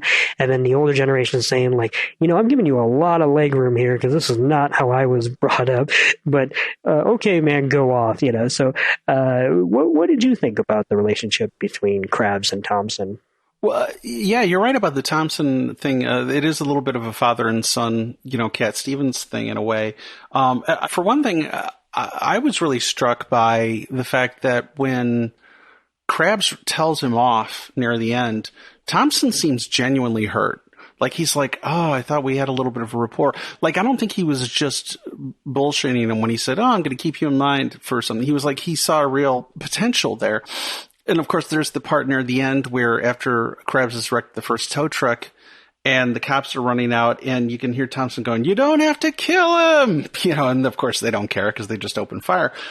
But it's intriguing. I agree. And I will say too, the image, or I should say the visual of a kind of desolate drive-in in 2021, getting its quote unquote due in any way it can. Right. Is a image that hits a lot harder, I think, in this era than it would have back then. I mean, it would have been a cool image, I think, back then. But this seems almost eerily prescient, which is like, yeah, this industry doesn't really have anywhere to go anymore. But if you want to stay relevant, hey, why don't you round up the kid, whatever. And so anyway, that part, I mean, between the sentiment of these people being stuck in one location and the anti-Asian racism, I was like, this is a weirdly 2020, 2021 movie. I mean, the last theater I've been in, the only theater I've been in the last calendar year was a drive-in theater.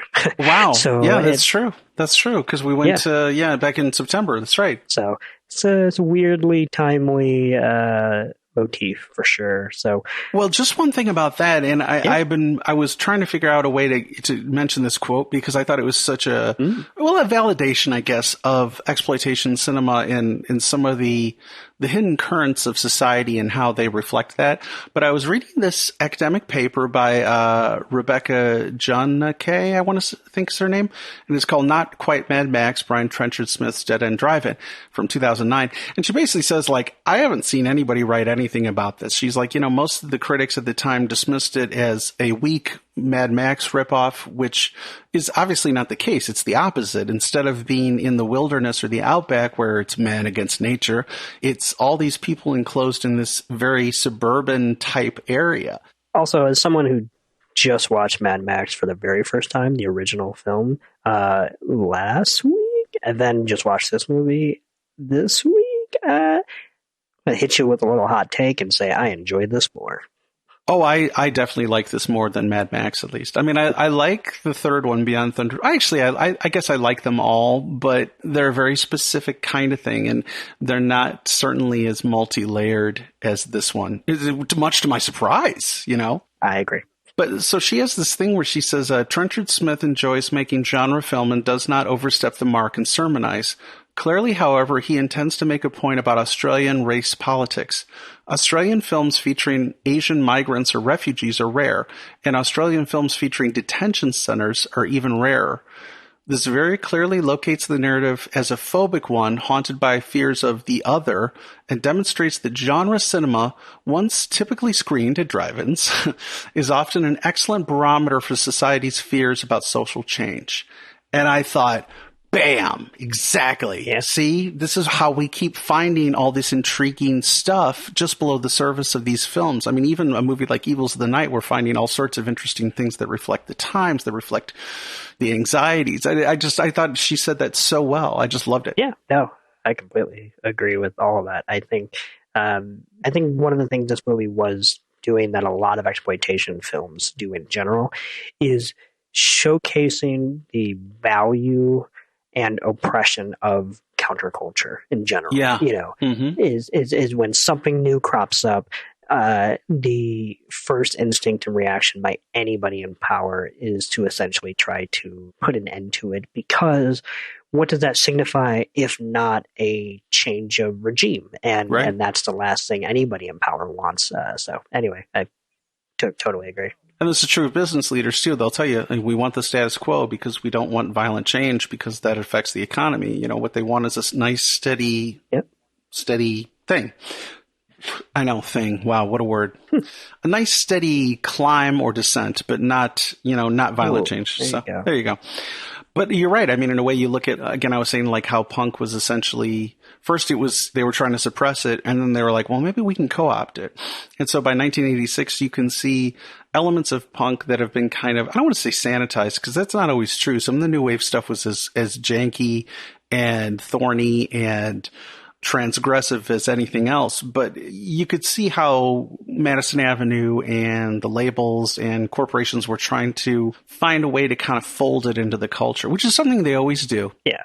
Well, and it's partly a victim of, the observer effect, which is, when all eyes are not on it, it's allowed to be its natural self, and that is where the fruits are really bared and whatnot. But so true. The moment it gets into a genuine recording booth and the resources are given to it in the same manner that it would be given to anything on a national platform, no matter how hard you try to emulate what it was before, it becomes something else. That's very true. I mean, like we were talking about that earlier about how sometimes when you don't think anybody's listening or you don't think anybody's watching, you can kind of do things that are just wild and experimental because you're like, well, what the hell? You know, like you were saying about the public access stations where it was like, I don't even know if there's an audience. I literally don't know if a single human being's watching this.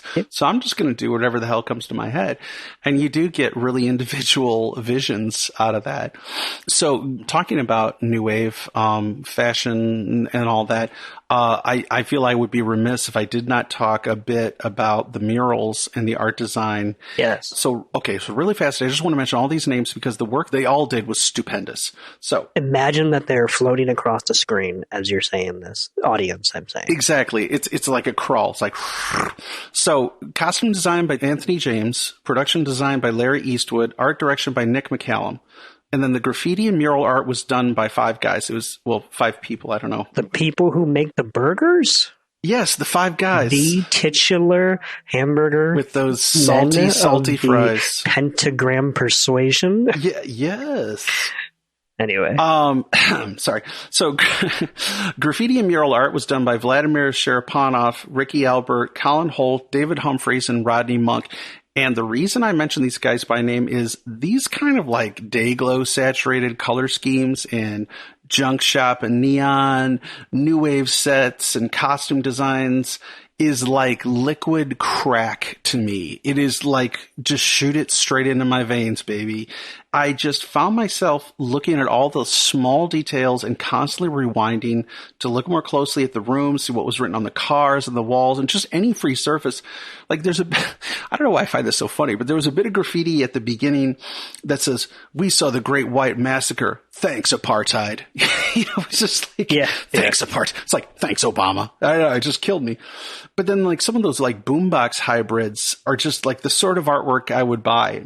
Actually, in fact, there's a local artist, a really great artist from this area, Anton Witek, who I think is Witek. I've never heard him pronounce his last name, but Witek. He creates these sort of medium scale assemblages that you can hang on walls. Check out his stuff on Facebook. It's awesome. But anyway, and then, the police trucks that had those like nifty flashing letters on the grill on the sides, and they seem to apparently come with their own supply of dry ice, which is nice. It gives it a little atmosphere. Yeah, You know what I mean? And like I said before, the costumes were so inventive. I mean, like not a single person looks like anyone else. I mean, there is a dude walking around in a banana suit at one point. I don't know if you saw that. I don't think I got that one. It's only like one shot, and I'm like, what is this? It is just like a parade of guys walking along, and one of them's in a freaking banana suit. It's beautiful. It was probably in the same shot that the headlight woman was in. It's actually a little later, but it's in this. I'm just kidding. Yeah, that's fair. But I mean, the other thing, and I did not remember this at all. And this was something that really bowled me over. I mean, almost as much as the Krabs action hero thing with the pantomiming of the film screens behind him. The way Brian Trenchard-Smith chooses to present and photograph this stuff, there's like several long, really superb tracking shots of, teeming humanity, you might say. Yeah. And it's with these clearly very carefully choreographed and blocked out movements that are for all the characters. And so each performs their little action as the camera falls on them. Yeah. It was just this beautiful, almost balletic kind of choreography. And it reminded me very pleasantly, because I love that stuff, of filmmakers like Peter Greenaway, especially like Greenaway, who uses like dollops of glorious color in his stuff, like in The Cook, the Thief, the Wife and Her Lover, or Prospero's books. There's a lot of like tracking shots where you're laterally moving across and the characters are all doing their own action. I loved it.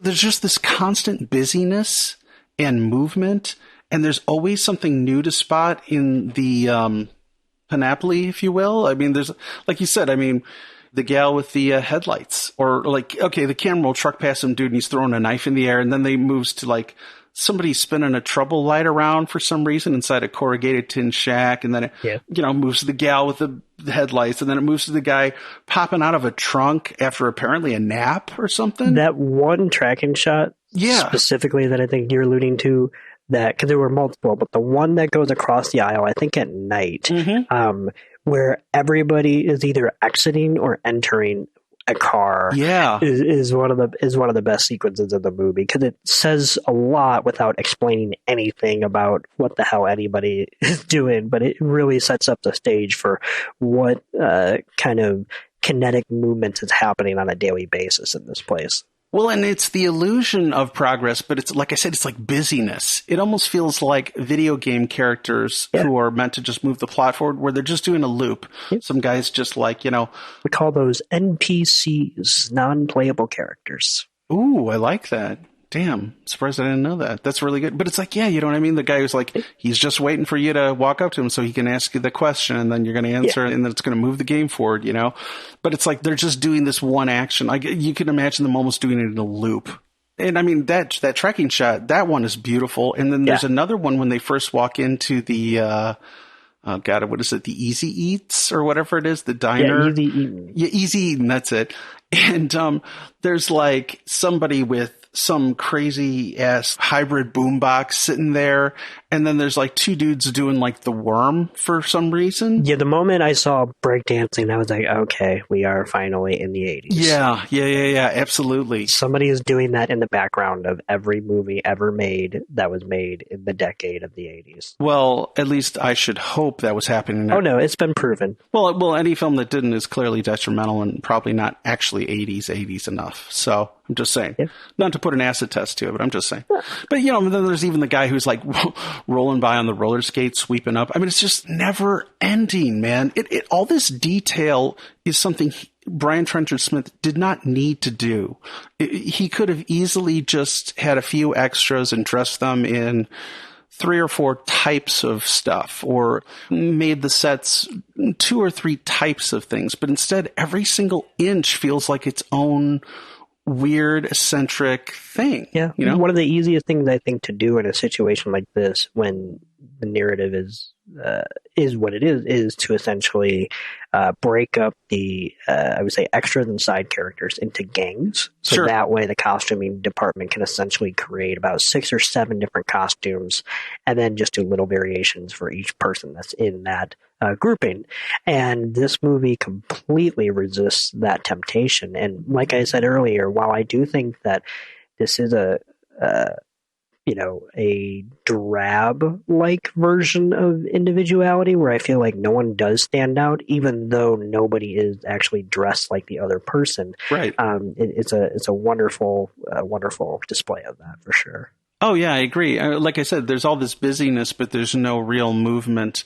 And the same thing's true of there's all this individuality, but there's no one who really stands out, like we were saying earlier, Yeah. I absolutely love that. And like what you're saying about kind of developing gangs, this is certainly a trope in a lot of exploitation films. Like The Warriors. This is a fine film, but that's a good example. That was a movie I thought about when I watched it. Not that it was super similar, but there's a certain rampant counterculture flair that is happening that is very similar. Yes. Can you dig it? No. Yeah. So on that note, there are several just little small sight gags or little inside jokes I wanted to mention. And this is stuff that's really deep, and, who knows if anybody even catches most of this. But, okay, so the car that Krabs temporarily hides in during that cricket duel with Hazza, like the really tall guy, Yeah. It has the word Zap emblazoned on the hood. And at the time, the guy who plays Hazza, whose name escapes me, unfortunately, he was actually in a pretty famous Australian band at the time called JoJo Zap and the Falcons. Oh. So I think there must be some sort of joke there. There's all sorts of weird graffiti type jokes. Like during the shootout at the end, one of the cars that the policeman is firing from behind has the words like kapow spray painted on it.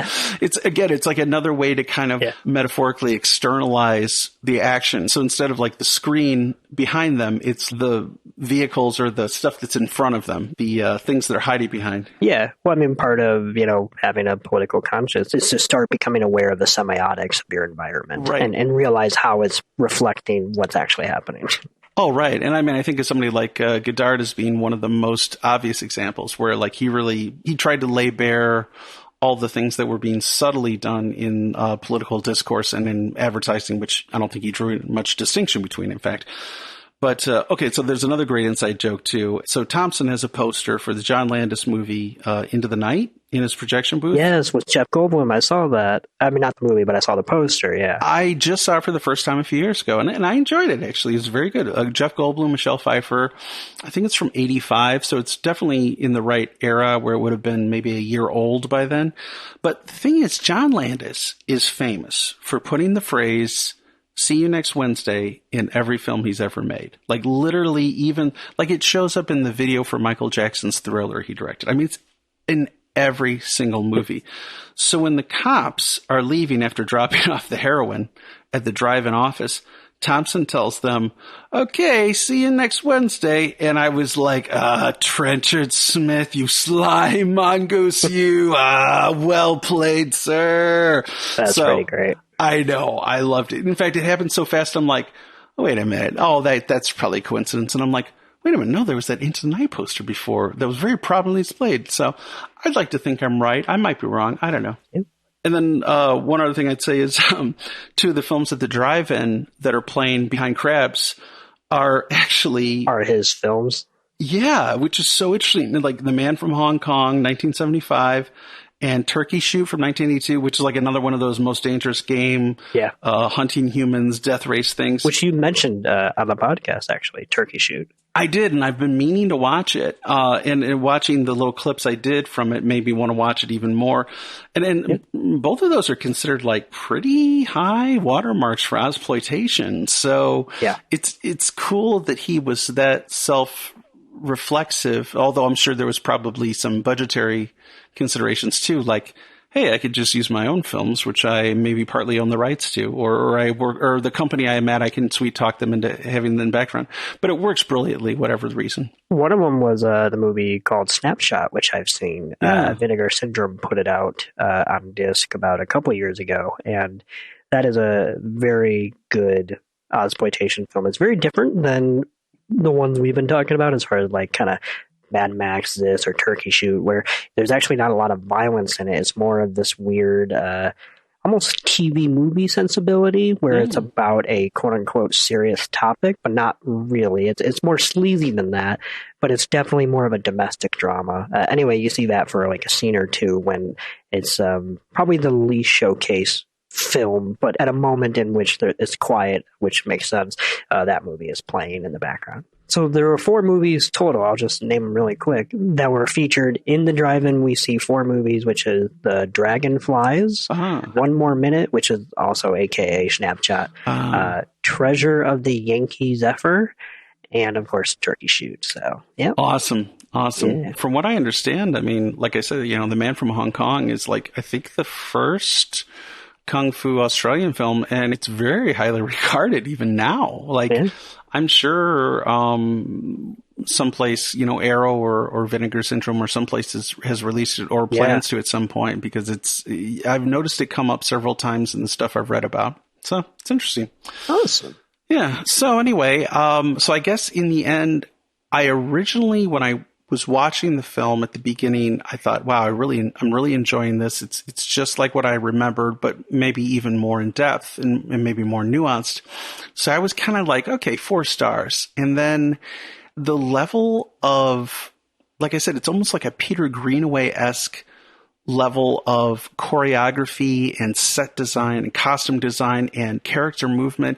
That bumped it up another 0.5 star for me because it just showed such care and craftsmanship. I just absolutely ate it up. Like I said, I kept rewinding to watch those things over and over, and I was seeing new things literally every time, even if I rewound it 3 or 4 or 5 times.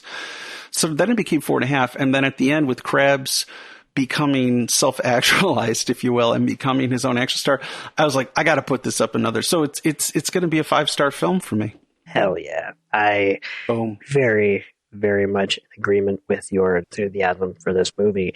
This was my first time viewing, so I'm probably going to be a little reserved, as I am wont to do, but this is a 4 out of 5 first time viewing. I thought it was pretty much fantastic. I thought it very much shouted at me to be rewatched very soon and to really soak it in. But even from a first time viewing, I was so pleasantly surprised by how much I could get out of it upon a first instant reaction. And and how much I think it will as time goes on. I think, as I mentioned earlier, the movie felt weirdly timely in 2021. True. So imagine what it'll feel like in 20 years when America is no longer a country. Now, Right. so 4 out of 5 stars for me. Very much enjoyed it. So great pick, Dan, because that was your selection. Thank you. Yes. Thank you. Every once in a while, I will give you credit. Oh. It's true. I have to squeeze it from you like just water from a rag I'm rinsing out. But yes, you do. You will do it. Every once in a while. I might take it back, though. So let's move on to the A-list. Did I give it away? I'm sorry. Spoilers. Okay, cue the music.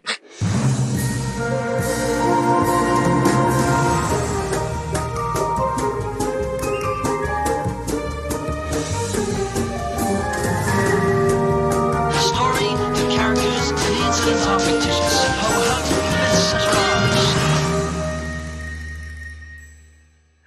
Such a beautiful, beautiful piece of music.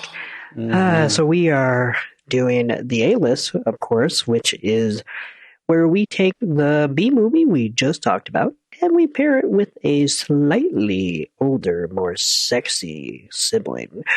And let's see, for tonight, I got pretty hung up, understandably so, on the kind of candy-coated form of oppression where, you know, it's just that's not quite as dire as, you know, a lot of other kind of movies will take the dystopian. I mean, it's dire, but it's got this superficial layer of placatingness, if that's a word. But the movie I was reminded of is actually a movie I finally watched for the first time couple weeks ago, so it's probably recency bias, but it's a movie from 2009 called Gamer.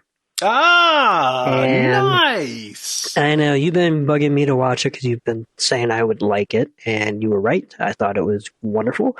And I think Gamer, starring, what do we got here? Gerard Butler, right? Yeah, Gerard Butler, Michael C. Hall. You know, there were a lot of parallels there as far as that's a slightly bigger scope when it comes to it's not set in a single, you know, location. Sure. And is truly taking on the infrastructure at large. But it's a very similar thing in which a person, played by Michael C. Hall, comes up with this quote-unquote brilliant invention, right? And so via that invention, which is the idea that you can live out, you know, your fantasy through another human being. In the first iteration, it was more pleasure-based, where you can kind of control them like Sims avatar, where you're really just trying to live out either fantasies or just mundane thing, whatever. But then, of course, it evolves into more of a, for lack of a better comparison, but it is a gaming movie, Call of Duty type fantasy, where the only point is violence and death and murder. And the way that that's co-opted to, instead of being a liberating thing, actually becomes an imprisonment for everybody, whether you are obviously the convicts who are forced to participate in these rituals, or even the civilians who are, you know, quote unquote, the players, because they are technically perpetuating their own oppression because they're giving into this and they're saying they want it even though they don't. So my pick is Gamer. I thought it was a very fun flick. I thought the action was pretty great. It has a certain, you know, it's made by the same duo who made the Crank movies, which are also great. And at a certain point, one of the few filmmakers, I would say, that are in the school of Michael Bay that actually understand, at least when Michael Bay was good, what the power of that kind of visual schema is when put with the right subject matter and certainly with the right filmmakers.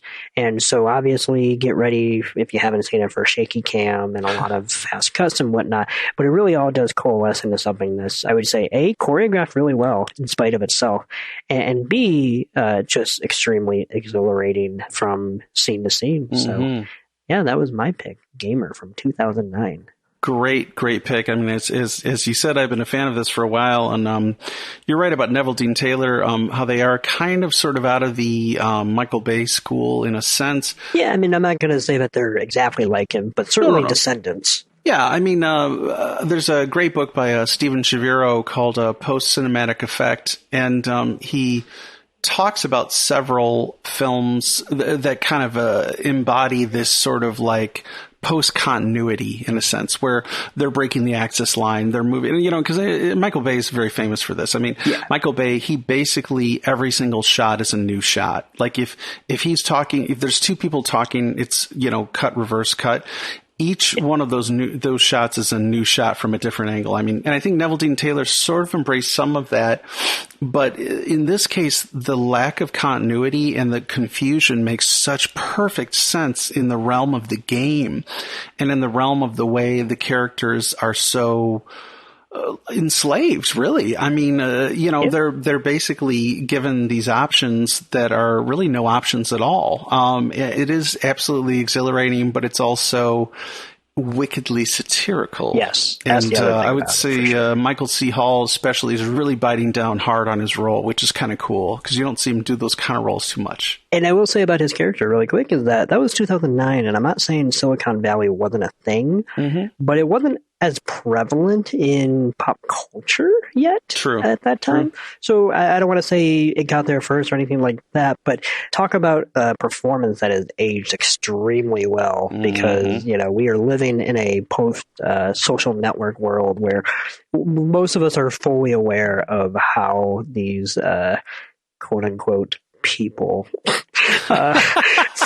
supposed human beings in theory. But it's true though in the tech industry where they think that they're giving us the elixir of life, and in reality they're just making our lives worse. So True. I seem to remember there's even in the climax, he has this sequence in which there's this whole choreographed musical number of I've Got You Under My Skin, I want to say, or something. Yes. And it's creepy and just brilliant, and it's great. Totally unexpected, but it's just the right thing at the end there. I completely agree. So that was my pick, Gamer from 2009. I think it pairs very well with Dead End Drive-In. I agree. Like you said, candy colored. And I think you're right because both of these dystopias, there's a certain attractiveness to them.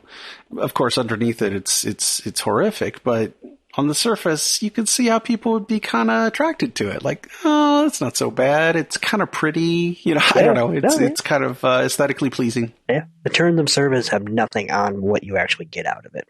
True that. So my pick is, it's not the same kind of story and it's not the same kind of tone, but it feels like... I was waiting for that to just go on. And it's not the same kind of country and it's not the same kind of... And it's not really a film. It's actually a commercial for Hallmark. And it's also, and it's not really... No, I'm kidding. But it does feel like, despite not being the same story or tone, it does feel like it's the same milieu as Dead End Drive-In. Like they could both of these films could exist in the same dystopian future universe. And the film I'm choosing is The Rover by David Michôd. Oh, yeah, definitely. Right. Now, I know you are a huge fan of Michaud's Animal Kingdom, which is a fantastic film. Yes. And I know you're not as hip on The Rover, but I do think... I need to rewatch it, but my first impression was not particularly favorable. Anyway. That's fair. Well, the characters are not particularly likable, particularly Guy Pearce, who... Usually he's a little likable no matter what, just because he's Guy Pearce. Even when he plays a bastard, like in Mildred Pierce or something, he's still Guy Pearce. But in this, he is just aggressively unlikable. And yet at the same time, I found myself totally gripped by the story. It's set in Australia, and it's set in a time where, much like Dead End Drive-In, the world economy has floundered, and really the bottom has fell out somehow. We don't know exactly. Both films' plots hinge heavily on Australian car culture. By car culture, I mean K culture, because that's how you spell it if you're into muscle cars and stuff. And in another sense, the police in both The Rover and in Dead End Drive-In, not the police in the drive-in, but the ones outside, are similarly overwhelmed. But in The Rover, they're much more sympathetic, to be honest with you. Sure. And there's a particular scene with Robert Pattinson, Guy Pearce at a police station, which shows, I don't want to say too much, but it shows one of the characters doing something that is simultaneously extremely touching, but also totally, completely wrong morally. And you're really torn by it. And you're not really asked to make a judgment, but it's beautifully done. And it's a very fascinating film. that, like I said, I could honestly, in a sense, see it existing in the same sort of post Wall Street meltdown that, Dead End Drive-In did. They definitely feel like there could be, like you're saying, part of the same universe, just at different points in the timeline, so to speak. Mm-hmm. Right. Yeah. So that's my pick. That's awesome, actually. I will say The Rover is one of those movies that I didn't quite care for, but I also would totally rewatch because I don't quite trust my opinion on it. Like, there are some movies where I'm like, that didn't work, but I don't know if it was me or the movie. Like, there are some times where I'm like, sure, I'm not going to like this no matter what. So I, whatever. Like, I'll rewatch it, but good luck. Whatever. But, well, the key is you got to call the movie The Rover. The Rover. That's very true. It's like drinking a Fastus, which I've been doing this whole time, by the way. Well, I will say part of what maybe rubbed me the wrong way is that I do love a good pun as much as the next person, but when I realized what the title, I both will say I thought it was brilliant, but also like, is that the only reason this movie exists? Anyway. One could, in a negative light, see it as kind of a cheap pun. And I don't want to say anything more because I was genuinely surprised at the end. So I don't want to say anything to give anything away. Me too. That's a great pick. Thank you. I do want to give an honorable mention really quick because it doesn't qualify because it is not a film. It is said it is a scene. It's a Hallmark commercial from the you late mentioned it 80s. Earlier, so I got to bring it back up. Right. It's about this no, I'm kidding. 5-year-old girl who sends a card to, it's very heartwarming. And no, I'm sorry, go on. No. I thought we were talking about the same commercial. I was talking about the one with the brother and sister who want to fuck each other because the air conditioning won't work. Oh, wow. I forgot about, that's a Hallmark commercial. I forgot about that one. Yeah. No, it's not Hallmark, but it's Sears or something like that. Oh my God. Yes. You know what I'm talking about? I kind of do. Where the whole commercial, you're like, oh wow, this is some sexy husband-wife thing going on. And then you're like, the fuck? Yeah. That's like, well, that's the twist part at the end. Yeah, and it's like, well, that's not helping. Anyway. No, that's not a good kind of twist. No. But the thing I do want to say, honorable mention as to what I think in 2 minutes flat, because that's how I think long the scene is, probably no other piece of media has ever captured what Dead End Drive-In has like this scene, which is the scene in the seminal comic book adaptation, Teenage Mutant Ninja Turtles from the 90s, in which the crime syndicates speakeasy for children is shown, and you see like quite literally like what children would think of as like the ultimate vices, whether it's the half pipe in the corner, the arcade games, the bar that I think is soda only, and then at the very end of the spectrum is somebody carrying a whole carton of cigarettes for some reason. Like, no, they're not just smoking, but they're just carrying around that whatever. And Sam Rockwell shows up. So anyway, that is that is my pick for most spiritual successor to Dead End Drive-In. I have not thought about that scene in years, but I totally remember it now. Yeah, it was almost like Pinocchio's Pleasure Island, where it's like, hey, kids, have cigars. No parents are here. And you're like, something bad's going to come out of this. I just know it. Yeah. Also, though, speaking of, not just Sam Rockwell, but you know who else is in Teenage Mutant Ninja Turtles? I mean, I do, but who are you thinking of? I'm thinking of the great Elias Koteas, plays Casey Jones. I was going to say. I will say this, hot take. I think his performance in that is actually one of the best performances in any comic book movie. I would agree. He completely owns that role without being above it, and yet also giving it an extremely, extremely charming energy that's completely suited for the role. I genuinely love that first movie and him in it. I actually love it too. I actually saw it in the theater and I loved it. And honestly, that was the first thing I'd seen Elias Koteas in. So odd as this sounds, when I saw Exotica, I was like, isn't that Casey Jones? So that was my point of reference. No, that was definitely my introduction to him as well.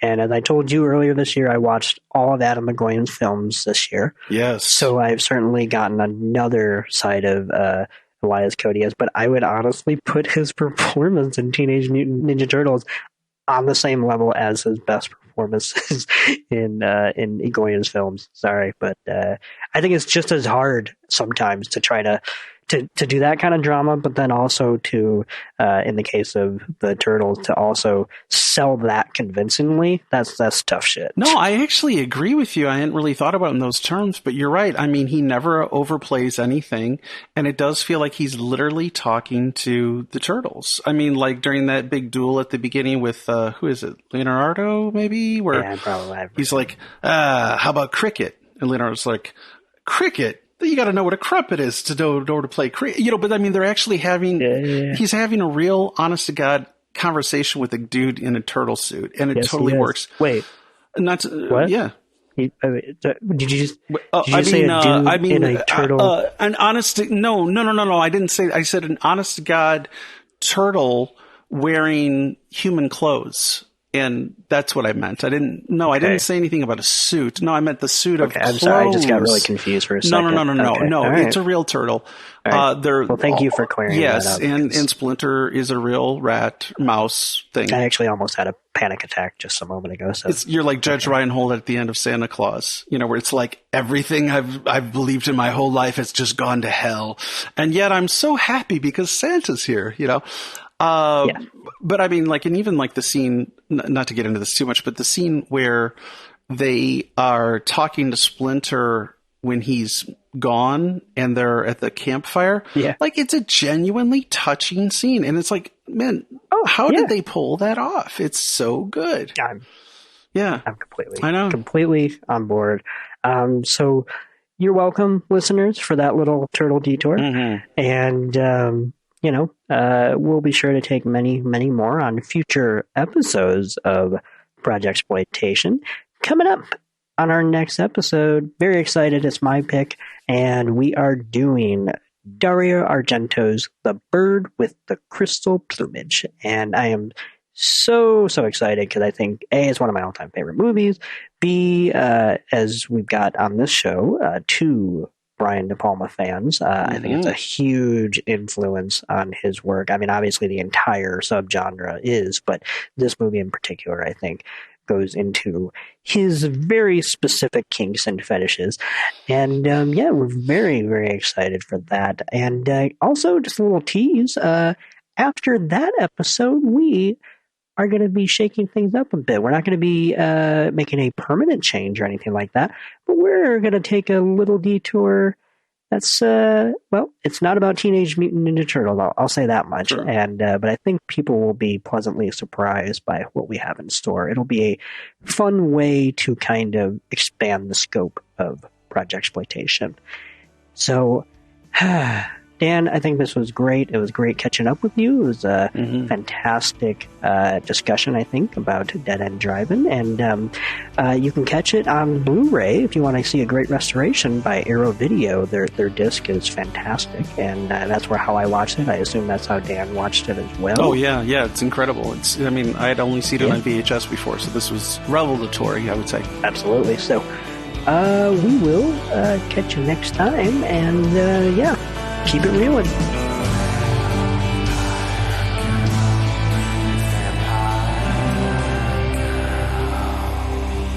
It just needs an end, Max. I don't have an end.